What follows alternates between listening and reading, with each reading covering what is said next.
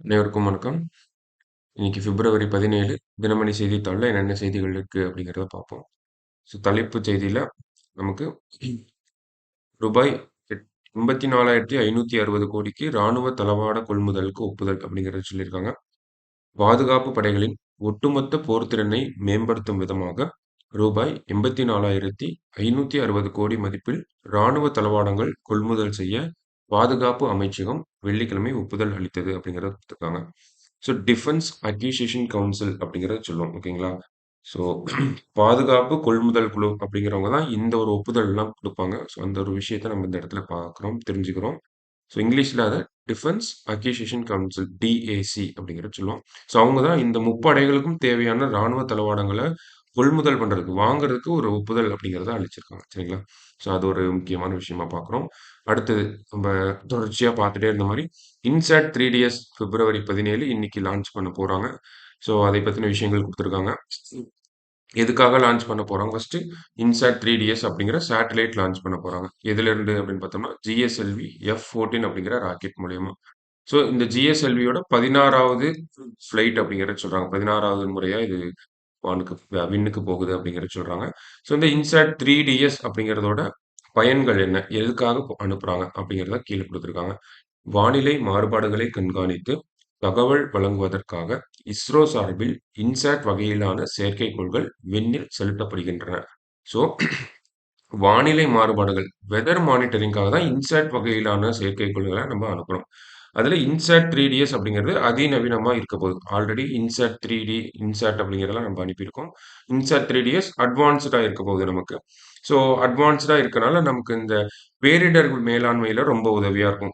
முன்கூட்டியே நம்ம கண்டுபிடிச்சு பேரிடர் மேலாண்மையில ஏர்லி வார்னிங் அப்படிங்கிறது இங்கிலீஷ்ல சொல்லுவோம். ஒரு சைக்ளோனோ, இல்ல ஒரு மழையோ ஏதாவது வரப்போகுது அப்படின்னா, அத முன்கூட்டியே கண்காணிச்சு, நமக்கு இந்த ஒரு இன்சாட் 3டிஎஸ் அப்படிங்கிறது நிகழ்நேரத்துல நமக்கு அந்த தரவுகள குடுக்கும் அப்படிங்கிறத சொல்றாங்க. ஓகேங்களா? ரியல் டைம் டேட்டா அப்படிங்கிறது நமக்கு கிடைக்கும். அதன் மூலியமா நம்ப இந்த பருவநிலை மாற்றங்கள கண்காணிச்சு, பேரிடர்கள் ஏதாவது வந்துச்சு அப்படின்னா, அதுலருந்து மக்கள காத்துக்கிறதுக்கான வழிகள நம்ம முன்கூட்டியே பண்ணிடலாம் அப்படிங்கிறது தான் சொல்றாங்க. ஓகேங்களா? இத சொல்லியிருக்காங்க. இவை புவியின் பருவநிலை மாறுபாடுகளை துல்லியமாக கண்காணித்து வானிலை தகவல்களை வழங்கும் அப்படிங்கிறது சொல்றாங்க. இன்னைக்கு லான்ச் பண்ண போறாங்க. சரிங்களா? சக்சஸ்ஃபுல்லா லான்ச் ஆகணும் அப்படிங்கிறத நம்ம இந்த இடத்துல சொல்றோம். அடுத்தது, இன்னைக்கு செய்திகள் நெறைய இருந்துச்சு. நம்ம ஒவ்வொரு செய்திகளா பார்த்துருவோம். சரிங்களா? அடுத்தது தமிழக அரசு சார்புல ஒரு சொல்லியிருக்காங்க. என்ன சொல்லியிருக்காங்க அப்படின்னா, தமிழகத்தில் அடுத்த 2 ஆண்டுகளில் 50,000 புதிய அரசு பணியிடங்கள் நிரப்பப்படும் என்று முதல்வர் மு.க. ஸ்டாலின் உறுதிபடத் தெரிவித்தார் அப்படிங்கிறத சொல்றாங்க. நிகழாண்டு ஜூன் மாதத்துக்குள் 10,000 பணியிடங்களை நிரப்ப நடவடிக்கைகள் மேற்கொள்ளப்பட்டு வருவதாகவும் அவர் கூறினார் அப்படிங்கிறத சொல்லியிருக்காங்க. போட்டித் தேர்வு படிக்கிற எல்லாருக்குமே இது ஒரு நற்செய்தியா நம்ம பார்க்குறோம். அடுத்த 2 வருடங்கள்ல 50,000 காலி பணியிடங்கள் அரசு பணிகளுக்கு அந்த தேர்வுகள் அப்படிங்கிறது நடக்கப் போகுது. ஸோ ஒரு காலகட்டத்திலலாம் நமக்கு எக்ஸாமே இல்லாம இருந்துச்சு. 2023 சரி, 2020, 2021 இந்த காலகட்டங்கள்ல கொரோனா அது இதுன்னு சொல்லிட்டு நமக்கு எக்ஸாமே இல்லாம இருந்திருக்கும் நெறைய பேருக்கு. ஸோ இப்ப பார்த்தீங்க அப்படின்னா, ஒரு 50,000 புதிய அரசு பணியிடங்கள் நிரப்பப்படும் அப்படிங்கிறது முதல்வர் மறுபடியும் சொல்லியிருக்காரு. ஆல்ரெடி ஒரு டைம் சொல்லியிருந்தாங்க. மறுபடியும் சொல்றாங்க. ஓகேங்களா? ஸோ அந்த ஒரு பிரிப்பரேஷன் அப்படிங்கிறத விட்டுற வேண்டாம். இப்ப தான் நம்ம பிரிப்பேர் பண்றதுல ரொம்ப தீவிரமா இருக்கணும். சரிங்களா? ஏன்னா காலி பணியிடங்கள் இருக்கு. முதல்வர் உறுதி தெரிவித்திருக்காரு. கண்டிப்பா எதிர்பார்க்கலாம் எக்ஸாம்ஸ்ல. சரிங்களா? அந்த ஒரு செய்திய பார்க்குறோம். அடுத்தது என்ன இருக்கு அப்படிங்கிறத பார்த்தோம்னா, நமக்கு இந்த இடத்துல ஒரு முக்கியமான விஷயம். 1622 ஆரம்ப சுகாதார நிலைய ஆய்வகங்களுக்கு தேசிய தரச்சான்று அப்படிங்கிறத சொல்லியிருக்காங்க. ஓகேங்களா? என்ன செய்தி அப்படின்னு பார்ப்போம். தமிழகத்தில் 1622 ஆரம்ப சுகாதார நிலைய ஆய்வகங்களுக்கு தேசிய தர நிர்ணய சான்றிதழை மத்திய அரசு வழங்கியிருப்பதாக மக்கள் நல்வாழ்வுத்துறை அமைச்சர் மா. சுப்பிரமணியன் தெரிவித்தார் அப்படிங்கிறத சொல்லியிருக்காங்க. ஸோ நம்மளோட தமிழக அரசின் சாதனைகள் அப்படின்னு பார்க்கிறப்போ, இந்த மாரி மத்திய அரசு குடுக்கக்கூடிய இந்த தேசிய தரநிலை இங்க ஒரு சான்றிதழ் அப்படிங்கிறத சொல்லியிருக்காங்க. சில சமயங்கள்ல நமக்கு மத்திய அரசாங்கம் சார்புல மாநிலங்களுக்கு விருதுகள்லாம் குடுப்பாங்க. ஒரு விவசாயத்துல நல்லா ஒரு பெர்ஃபார்மன்ஸ் பண்ணியிருந்தாலும், அந்த மாரி நெறைய விருதுகள்லாம் குடுப்பாங்க. அதெல்லாம் தமிழக அரசோட சாதனைகளா பார்க்கணும். தமிழக அரசாங்கத்தோட சாதனைகளா பார்க்கணும். சரிங்களா?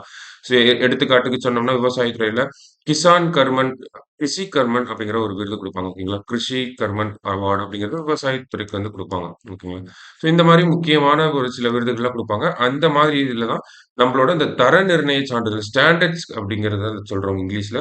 ஸோ அதுக்கு ஒரு 1622 ஆரம்ப சுகாதார நிலையங்களுக்கு வந்து குடுத்துருக்கோம் அப்படிங்கிறத சொல்லியிருக்காங்க. ஸோ வேற என்ன சொல்றாங்க அப்படின்னா, இந்த செய்தியிலேயே நமக்கு இன்னொரு முக்கியமான செய்தியும் இருந்துச்சு. என்ன சொல்லியிருப்பாங்க அப்படின்னா, அதிக எண்ணிக்கையிலான ஆய்வகங்களுக்கு தேசிய அங்கீகாரம் கிடைப்பது இதுவே முதல் முறை. ஸோ ஒரு 1500க்கும் மேற்பட்ட ஆய்வகங்களுக்கு ஓகேங்களா? அதுக்கு ஒரு தேசிய அங்கீகாரம் அப்படிங்கிறது கிடைக்கிறது இதுதான் ஃபர்ஸ்ட் டைம் அப்படிங்கிறத சொல்றாங்க. தமிழகத்தில் அனைத்து ஆரம்ப சுகாதார நிலையங்களிலும் 29 வகையான பரிசோதனைகள் மேற்கொள்ளப்பட்டு வந்தன. தற்போது கூடுதலாக 34 பரிசோதனைகள் மேற்கொள்ளும் வகையில் கட்டமைப்பு மேம்படுத்தப்பட்டுள்ளது. ஆரம்ப சுகாதார நிலையம் பிரைமரி ஹெல்த் கேர் சென்டர் அப்படிங்கிறது இங்கிலீஷ்ல சொல்றோம். அங்க போனாலே நம்ம 29 டிஃபரண்ட் டெஸ்டிங்க வந்து பண்ணிக்கலாம். ஒரு பிளட் டெஸ்ட்டோ அந்த மாரி சொல்றாங்க இல்லையா? ஒரு பிரஷர் செக் பண்ணிக்கிறது. அந்த மாரி 29 வகையான பரிசோதனைகள் வந்து மேற்கொள்ளப்பட்டு வந்துச்சு. தற்போது பார்த்தீங்க அப்படின்னா, அதனுடைய எண்ணிக்கை அப்படிங்கிறது 34 இன்கிரீஸ் ஆயிருக்கு. சமீபத்தில கூட அ ஹார்ட் ரிலேட்டடான ஒரு டெஸ்டிங் கூட நம்ம பண்ணிக்கலாம். அ திடீர்னு ஒருத்தர் ஹார்ட் அட்டாக் வந்துச்சு. பெரிய ஹாஸ்பிட்டல் பக்கத்துல எங்கேயும் இல்ல. அந்த மாரியான ஒரு சூழ்நிலைகள் நம்ம நெறைய பேர் சந்திச்சிருப்போம் இல்லையா? நம்மளோட பெற்றோர்களுக்கோ, இல்ல தெரிஞ்சவங்களுக்கோ இந்த மாரி ஒரு சூழ்நிலை வந்திருக்கும். அதையெல்லாம் கூட நம்ம கண்காணிச்சு அரசாங்கம் என்ன பண்ணியிருக்காங்க அப்படின்னா, ஆரம்ப சுகாதார நிலையங்கள்லயே ஹார்ட் அட்டாக் போன்ற அந்த மாரியான தீவிரமான ஒரு பிரச்சனைகளுக்கு கூட ஆரம்ப சுகாதார நிலையத்திலே மருத்துவம் பார்க்க முடியும் அப்படிங்கிறத சொல்லியிருக்காங்க. இதயம் காப்போம் அப்படிங்கிற சம்திங் அந்த நேம் ரிலேட்டட் பார்த்து சொல்றேன் நானு. அந்த ஒரு திட்டத்துக்கு கீழ சமீபத்தில இந்த மாரி ஆரம்ப சுகாதார நிலையத்திலேயே நம்ப இந்த இதயம் போன்ற அந்த சிகிச்சைகளுக்கும் பண்ணிக்கலாம் அப்படிங்கிறதையும் சொல்லியிருக்காங்க. ஓகேங்களா? ஸோ ஆரம்ப சுகாதாரத்து நிலையத்த நம்ப மேம்படுத்துறதுல தமிழக அரசாங்கம் நெறைய முன்னெடுப்புகள பண்ணிட்டே வராங்க. ஸோ அதனுடைய ஒரு அங்கீகாரமா தான் இந்த தர நிர்ணய சான்றிதழ் எல்லாத்தையுமே பார்க்குறோம். 29 பரிசோதனைகள் இப்ப 34 ஆயிருக்கு. அதுல ஹார்ட் அட்டாக் போன்ற விஷயங்களுக்கும் நம்ம பண்றாங்க. ஸோ அது ஹார்ட் அட்டாக் போன்ற விஷயங்கள் எல்லாம் அ நமக்கு அந்த ஒரு டெஸ்டிங்க மட்டும் பண்ணி உங்களுக்கு ஹார்ட் அட்டாக் இருக்கு அப்படிங்கிறத சொல்ல மாட்டாங்க. ஸோ நமக்கு எல்லா விதமான டெஸ்டையும் பண்ணி, ஒரு எக்ஸ்பர்ட் டாக்டர் கிட்ட இருப்பாங்க இல்லையா? மாவட்ட மருத்துவமனைகள்ல, அரசு மருத்துவமனைகள்ல, அவங்க கிட்ட கேட்டு ஒப்பீனியன்ஸ் கேட்டு இவங்களுக்கு என்ன ட்ரீட்மெண்ட் பண்ணலாம் அப்படிங்கிறத சொல்லுவாங்க அவங்க. ஸோ அதுக்கு அந்த ஒரு இனிஷியலா என்னென்ன ஒரு இந்த ஒரு பேஷண்ட்ட எப்படி பிரிப்பேர் பண்ணணுமோ அடுத்த கட்ட சிகிச்சைகளுக்கு, அது எல்லாமே வந்து ஆரம்ப சுகாதார நிலையத்திலே பண்றாங்க. சரிங்களா? ஸோ அது மட்டும் இல்லாம, நமக்கு வேற எங்கேயாவது பிரைவேட் ஹாஸ்பிட்டல் அவங்க இனிஷியலா இங்க பார்த்துட்டு பிரைவேட் ஹாஸ்பிட்டலுக்கு போயிட்டாலுமே, அவங்க அங்க போயிட்டு ரெகுலரா செக்கப் பண்றாங்களா அப்படிங்கிறத, இவங்க ரெகுலரா ஃபாலோ பண்றாங்க. ஆரம்ப சுகாதார நிலையத்திலிருந்து அந்த தரவுகள வாங்கி வச்சுட்டே இருக்காங்க. என்னமாச்சு? 1 வருஷம், 6 மாசம் அந்த மாரி உங்களுக்கு மறுபடியும் இந்த பிரச்சனைகள் வருதா? அந்த மாரியான விஷயங்கள்லாம் வந்து பண்ணிட்டு இருக்காங்க. ஓகேங்களா? ஸோ ஆரம்ப சுகாதார நிலையங்கள் மக்களோட ஒன்றி இருக்கனால, மக்களுக்கு தேவையான விஷயங்கள் எல்லாமே கிட்டத்தட்ட ஆரம்ப சுகாதார நிலையத்திலே கிடைக்கணும். ஏன்னா கிராமத்திலிருந்து மாவட்ட அரசு தலைமை மருத்துவமனைக்கு வரதோட, ஆரம்ப சுகாதார நிலையங்கள்லயே நம்ம குடுத்துட்டோம்னா, மக்களோட அந்த ஹெல்த் அப்படிங்கிறது நல்லாருக்கும் அப்படிங்கிறது தான் எல்லா அரசாங்கமும் இத ஒண்ணு பண்ணிட்டு இருக்காங்க. ஸோ அதெல்லாம் நம்ப இந்த இடத்துல பாராட்டி தான் ஆகணும். சரிங்களா? ஸோ அடுத்தது மக்களை தேடி ஆய்வகம் அப்படிங்கிற ஒரு திட்டம் இருக்கு. என்ன சொல்றாங்க அப்படின்னா, மக்களை தேடி மருத்துவம் திட்டம் எப்படி மகத்தான வெற்றியை பெற்று இருக்கிறதோ, அதேபோல் இந்த ஆய்வக வசதியும் மக்களை தேடிச் செல்ல வேண்டும் என்கிற வகையில் பிப்ரவரி 5ஆம் தேதி கன்னியாகுமரி மாவட்டம் தொல்விலை பகுதியில் உள்ள ஆரம்ப சுகாதார நிலையத்தில் மக்களை தேடி ஆய்வகம் என்ற திட்டம் தொடங்கப்பட்டது. அதன் கீழ் தமிழகத்தில் வீடு தேடிச் சென்று 63 வகையான மருத்துவ பரிசோதனைகள் பொதுமக்களுக்கு மேற்கொள்ளப்படுகின்றன அப்படிங்கிறத சொல்லியிருக்காங்க. ஸோ இங்க ஒரு திட்டத்த பத்தி பார்க்குறோம். நம்ம மிஸ் பண்ணியிருக்கலாம். செய்தித்தாள்கள் வாசிக்கிறப்போ. ஆனா இப்ப குடுத்துருக்காங்க. மக்களை தேடி ஆய்வகம் அப்படிங்கிறத சொல்றாங்க. ஒரு புது திட்டம். மக்களை தேடி மருத்துவம் எப்படி இருந்துச்சோ, அதே மாரி மக்களை தேடி ஆய்வகம் அப்படிங்கிறத சொல்றாங்க. பிப்ரவரி 5ஆம் தேதி லான்ச் பண்ணியிருக்காங்க. எங்கன்னா, கன்னியாகுமரி மாவட்டத்தில இருக்கக்கூடிய தொல்லவிளை அப்படிங்கிற பகுதியில வந்து லான்ச் பண்ணியிருக்காங்க. அங்க இருக்கக்கூடிய அந்த ஆரம்ப சுகாதார நிலையம், பிரைமரி ஹெல்த் கேர் சென்டர் அப்படிங்கிறத சொல்றோம். ஸோ, அதன் கீழ என்ன பண்றாங்க? வீடு தேடிச் சென்று 63 வகையான மருத்துவ பரிசோதனைகள் வந்து பண்றாங்க. ஓகேங்களா. பிப்ரவரி 5 கன்னியாகுமரியில ஒரு மக்களை தேடி ஆய்வகம் அப்படிங்கிற திட்டம் லான்ச் பண்ணியிருக்காங்க. அந்த திட்டத்துக்கு கீழ 63 வகையான பரிசோதனைகள வீடு தேடி சென்று அந்த ஒரு விஷயத்த பண்றாங்க. இப்ப இந்த மாரியான திட்டங்களும் யார் தான் நடைமுறையில இருக்கும். நடைமுறை யார் நடத்துவாங்க அப்படின்னா, ஆரம்ப சுகாதார நிலைய ஊழியர்கள் தான் பண்ணுவாங்க. சரிங்களா? ஸோ அந்த ஒரு ஆரம்ப சுகாதார நிலையங்கள வச்சு தான் நெறைய மருத்துவம் சார்ந்த விஷயங்கள்லாம் போயிட்டு இருக்குங்கிறத நம்ம இந்த இடத்துல புரிஞ்சுக்கிறோம். மெயின்ஸ்லயும் நம்ப கேட்டாங்க அப்படின்னா, இதெல்லாம் எழுதலாம் நம்ம. சரிங்களா? ஸோ 2 முக்கியமான விஷயங்கள் பார்த்திருக்கோம். ஸோ அடுத்த கட்டமா என்ன இருக்கு அப்படிங்கிறத பார்ப்போம். அடுத்த கட்டமான செய்தியில நமக்கு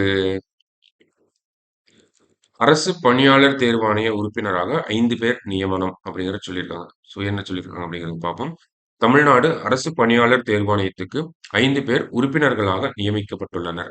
ஏற்கனவே 4 உறுப்பினர்கள் உள்ள நிலையில் புதிய நியமனம் மூலம் தேர்வாணையத்தின் உறுப்பினர்களின் எண்ணிக்கை 9ஆக உயர்ந்துள்ளது. புதிய உறுப்பினர்களை நியமிப்பதற்கான ஒப்புதலை ஆளுநர் ஆர்.என். ரவி வழங்கியுள்ளார். ஸோ, நம்மளோட டிஎன்பிஎஸ்சிக்கு ஒரு 5 பேர வந்து அப்பாயிண்ட் பண்ணியிருக்காங்க. ஓகேங்களா? உறுப்பினர்களா, மெம்பர்ஸா அப்பாயிண்ட் பண்ணியிருக்காங்க. ஸோ, அவங்களோட அந்த புதிதாக நியமிக்கப்பட்ட உறுப்பினர்கள் தாங்கள் பதவியேற்ற நாளிலிருந்து 6 ஆண்டுகள் அல்லது 62 வயது நிறைவடைதல் என 2ல் எது முதலில் வருகிறதோ அதுவரை பதவியில் இருப்பர். ஸோ நமக்கு தெரிஞ்ச விஷயம் தான். அது பாலிட்டி படிக்கிறப்ப பார்த்துருப்போம். 6 years or 62 years of age 2த்துல எது ஃபர்ஸ்ட் வருதோ அதுக்கேத்த மாரி அவங்க ரிட்டயர் ஆயிப்பாங்க அப்படிங்கிறது. ஸோ இது எல்லாமே நம்ம என்ன பார்க்குறோம், இதுல என்ன நமக்கு எக்ஸாம் பாயிண்ட் ஆஃப் வியூல எடுத்துக்கலாம் அப்படின்னா, யுபிஎஸ்சியோ சரி, மாநில தேர்வாணையங்களோ சரி, இல்ல ஜாயிண்ட் பப்ளிக் சர்வீஸ் கமிஷன் இருக்கு. ஓகேங்களா? ஸோ அந்த ஆர்டிகல் எல்லாமே சேர்த்து பார்த்தோம் அப்படின்னா, நமக்கு அப்பாயின்ட்மென்ட் அப்படிங்கிறதுக்கு ஒரு ஆர்டிகல். எந்த ஆர்டிகல் கீழ அப்பாயிண்ட் பண்றாங்க அப்படின்னா, 316 கீழ. டெர்ம் அவங்களோட பதவிக்காலம் பார்த்தோம் இல்லையா? 6 இல்ல 62 வயசு வரைக்கும் அப்படின்னு சொல்லிட்டு, அது எதுல ஃபர்ஸ்ட் வருதோ அது வரைக்கும் அப்படிங்கிறது. அதுவுமே 316 தான். ஸோ, அப்ப ஆர்டிகிள் 316ன்னு நம்ம எடுத்து பார்த்தோம் அப்படின்னா, appointment and term of members அப்படிங்கிறத போட்டிருப்பாங்க. ஓகேங்களா? ஸோ, ஆர்டிகல் நம்பர் நம்ம ஞாபகம் வச்சுக்கிறோம். 316 சரிங்களா? ஸோ, அந்த ஒரு செய்தி தான் இந்த இடத்துல பார்க்குறோம். நேத்து தான் இந்த ஒரு அப்பாயின்ட்மென்ட் அப்படிங்கிறது நடந்திருக்கும். ஸோ, தமிழ்நாடு அரசு பணியாளர் தேர்வாணையம் என்ன சொல்றாங்க அப்படின்னா, தமிழ்நாடு அரசு பணியாளர் தேர்வாணையம் ஒரு தலைவர் மற்றும் 14 உறுப்பினர்களை கொண்டது அப்படிங்கிறது சொல்றாங்க. ஸோ, அதுல இன்னும் 6 பதவியிடங்கள் காலியாக இருக்கு அப்படிங்கிறது சொல்றாங்க. ஸோ, நம்ம டிஎன்பிஎஸ்சி பத்தி நம்ம தெரிஞ்சுக்கிறோம். ஸோ, டிஎன்பிஎஸ்சில ஒரு சேர்பெர்சன் ஓகேங்களா? பிளஸ் 14 மெம்பர்ஸ் அப்படிங்கிறத சொல்றாங்க. ஓகேங்களா? ஒரு தலைவர் மற்றும் 14 உறுப்பினர்களை கொண்ட ஒரு தேர்வாணையமா நம்மளோடது இருக்கு. ஓகேங்களா? ஸோ இதெல்லாம் தான் நம்ம இந்த ஒரு ஆர்டிகல்ல தெரிஞ்சுக்கிறோம். இந்த ஆர்டிகல் நம்பர் அப்படிங்கிறது தான் முக்கியம். சரிங்களா? ஸோ அடுத்த கட்ட செய்திகள்ல என்ன இருக்கு அப்படிங்கிறத பார்ப்போம். ஸோ எடிட்டோரியல் பேஜ்ல நம்ம திருக்குறள் அப்படிங்கிறத பார்க்குறோம். திருக்குறள்ல என்ன சொல்றாங்க அப்படின்னா, "கலங்காது கண்ட வினைக்கண் துலங்காது தூக்கம் கடிந்து செயல்" அப்படிங்கிறத சொல்றாங்க. "கலங்காது கண்ட வினைக்கண் துலங்காது தூக்கம் கடிந்து செயல்" அப்படின்னு சொல்றாங்க. மனம் கலங்காமல் ஆராய்ந்து துணிந்து ஏற்ற தொழிலை சோர்வு கொள்ளாமல் காலந்தள்ளாமல் செய்து முடிக்க வேண்டும் அப்படிங்கிறத சொல்றாங்க. ஸோ இத நம்மளோட படிப்போட நம்ம பொருத்தி பார்த்துக்கலாம். ஸோ நம்ம மனம் கலங்காம நல்லா யோசிச்சு தான் எக்ஸாம் படிக்கணும். கவர்மெண்ட் எக்ஸாம்க்கு போகணும், படிக்கணும் அப்படிங்கிறதெல்லாம் வந்திருக்கும். ஸோ அதுக்கு நம்ம ரெகுலரா படிச்சுட்டே இருக்கணும். ஓகேங்களா? அததான் சொல்றாங்க. சோர்வும் கொள்ளக்கூடாது. காலமும் தாழ்த்தக்கூடாது அப்படிங்கிறது. நம்ம நெறைய பேர் நெறையா ம் நெறைய விதங்கள்ல டைம வேஸ்ட் பண்ணுவோம். சரிங்களா? இந்த ரீல்ஸ் பார்ப்போம், கேம்ஸ் விளையாடுவோம். ஸோ அந்த மாரிலாம் இல்லாம, சோர்வு கொள்ளாமல் அதுவுமே நம்ப சோர்வு கொள்ளாமல் இருக்கணும் அப்படிங்கிறத சொல்றாங்க. அடுத்தது காலம் தள்ளாமல் இருக்கணும். நம்ப அந்த மாரியான விஷயங்கள் பண்றனால டைம் தான் வேஸ்ட் பண்ணிட்டு இருக்கோம். ஓகேங்களா? ஸோ ஒரு ஷார்ட்ஸ் 30 செகண்ட் இருந்தாலுமே ஒரு 1/2 மணி நேரம், 1 மணி நேரம் உட்காந்து பார்த்துட்டே இருப்பாங்க நெறைய பேர். ஸோ அந்த மாரியான விஷயங்கள்லாம் நம்மளோட படிப்புக்கு ரொம்ப ஆபத்தாக வந்து முடியலாம். சரிங்களா? ஸோ அத தவிர்த்துட்டு படிக்க வந்திருக்கோம். அந்த ஒரு விஷயத்துல கான்சன்ட்ரேட்டடா இருக்கணும். இந்த குறள நம்மளோட வாழ்க்கையோட நல்லாவே பொருத்திக்கலாம். சரிங்களா? ஸோ "கலங்காது கண்ட வினைக்கண் துலங்காது தூக்கம் கடிந்து செயல்" அப்படிங்கிற திருக்குறள் 668ஆ இருக்கு. அதிகாரம் வினை திட்பத்திலிருந்து நமக்கு குடுத்திருக்காங்க. ஸோ அடுத்த கட்டமா ஸோ தேசிய பகுதிகள்ல வந்து பெருசா ஒண்ணும் இல்லை. அடுத்தடுத்த பக்கங்களுக்கு போகிறோம் அப்படின்னா, நமக்கு விவசாய போராட்டம் இன்னும் நடந்துட்டு தான் இருக்கு. அதையும் தாண்டி மேற்கு வங்கத்துல ஒரு புதுசா ஒரு பிரச்சனை போயிட்டு இருக்கு. என்ன அப்படின்னு பார்த்தோம்னா, சந்தேஷ் காலி அப்படின்னு சொல்றாங்க. மேற்கு வங்க மாநிலம் இந்த இடத்துல மேற்கு வங்க மாநிலம், வடக்கு 24 ஃபர்கானா மாவட்டம், சந்தேஷ் காலி பகுதியில் திரிணாமுல் காங்கிரஸ் பிரமுகர் ஷாஜகான் ஷேக் மற்றும் அவரின் கூட்டாளிகள் பொதுமக்களின் நிலங்களை அபகரித்து பெண்களை பாலியல் ரீதியாக துன்புறுத்தியதாக குற்றச்சாட்டு எழுந்துள்ளது. ஸோ ஒரு ஒரு அலிகேஷன் அப்படிங்கிறத சொல்றோம். இங்கிலீஷ்ல ஒரு குற்றச்சாட்டு வச்சிருக்காங்க. அந்த இடத்துல வந்து நிலங்களை அபகரித்து ஒரு தப்பான விஷயங்கள் நடக்குது அப்படிங்கிறத சொல்றாங்க. ஸோ அது அந்த ஒரு குற்றச்சாட்ட பார்த்துட்டு national commission for women, so தேசிய பெண்கள் ஆணையமும் சரி, தேசிய பட்டியலினத்தவர் ஆணையமும் சரி வந்து விசாரிக்கிறாங்க. விசாரிச்சதுல ஏதோ தவறு நடந்திருக்கு அப்படிங்கிறது சொல்லியிருக்காங்க. ஸோ அதுக்கப்புறமா இந்த தேசிய பட்டியலினத்தவர் ஆணையம் என்ன சொல்லியிருக்காங்க அப்படின்னா, அவங்க குடியரசுத் தலைவர்கிட்ட ஒரு அறிக்கையை சப்மிட் பண்ணியிருக்காங்க. ஒரு ரிப்போர்ட் வந்து குடுத்திருக்காங்க. அந்த ரிப்போர்ட்ல என்ன சொல்றாங்க அப்படின்னா, பட்டியலினத்தவர்களின் உரிமைகளை பாதுகாக்கும் அரசமைப்பு சட்டத்தின் 338வது பிரிவின் கீழ் மேற்கு வங்கத்தில் குடியரசுத் தலைவர் ஆட்சியை அமல்படுத்த அறிக்கையில் ஆணையம் பரிந்துரைத்திருப்பதாக அதன் தலைவர் அருண் ஹல்தேர் செய்தியாளர்களிடம் தெரிவித்தார் அப்படிங்கிறத சொல்லியிருக்காங்க. அதாவது அந்த இடத்துல பாதிக்கப்பட்ட மக்கள் யாரா இருக்காங்கன்னா, பட்டியலினத்தவர்களா இருக்காங்க. ஸோ பழங்குடியினர்கள், பட்டியலினத்தவர்கள் நம்ம தெரியும் உங்கள. ஸோ அவங்க பாதிக்கப்பட்டிருக்காங்க. ஸோ அவங்களோட அந்த ஒரு நிர்வாகம் அப்படிங்கிற மாரியான விஷயங்கள், பட்டியலினத்தவர்கள் அப்படின்லாம் பார்க்கிறப்போ, நமக்கு குடியரசுத் தலைவருக்கு வந்து அதிகாரங்கள் இருக்கும். சரிங்களா? ஸோ அவருடைய அதிகாரம் 338க்கு கீழ மேற்கு வங்கத்துல ஒரு குடியரசுத் தலைவர் ஆட்சிய கொண்டு வரணும் அப்படிங்கிறத பரிந்துரைத்திருக்காங்க. ஸோ அதனுடைய நடைமுறை ஆர்டிகிள் நம்பர் தான் நம்ம இந்த இடத்துல பார்க்குறோம். ஆனா இது சாத்தியம் ஆகுமா? ஆகாதா? அப்படிங்கிறத நம்ம பொறுத்திருந்து தான் பார்க்கணும். சரிங்களா? ஸோ இதனுடைய விவகாரம் இந்த விவகாரம் இன்னும் கொஞ்சம் நாள்ல பெருசா ஆகலாம். ஸோ அது வர வர நம்ம ஒவ்வொன்னா டீட்டெயிலா பார்ப்போம். சரிங்களா? இப்போதைக்கு ஒரு பரிந்துரை மட்டும் தான் குடுத்துருக்காங்க. என்ன நடக்கும் அப்படி ஏன்னா வழக்குகள் போடப்பட்டிருக்கு.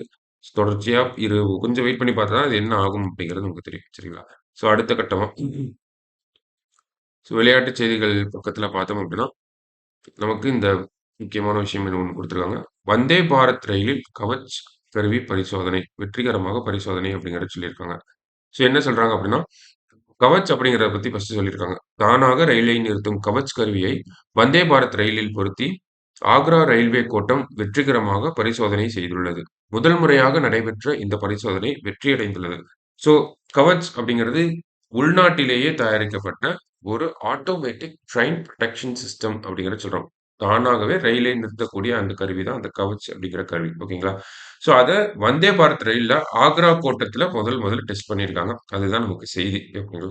பரிசோதனை எப்படி நடந்துச்சு அப்படின்னா, 160 கிலோமீட்டர்ல அந்த வந்தே பாரத் ட்ரெயின் வருது.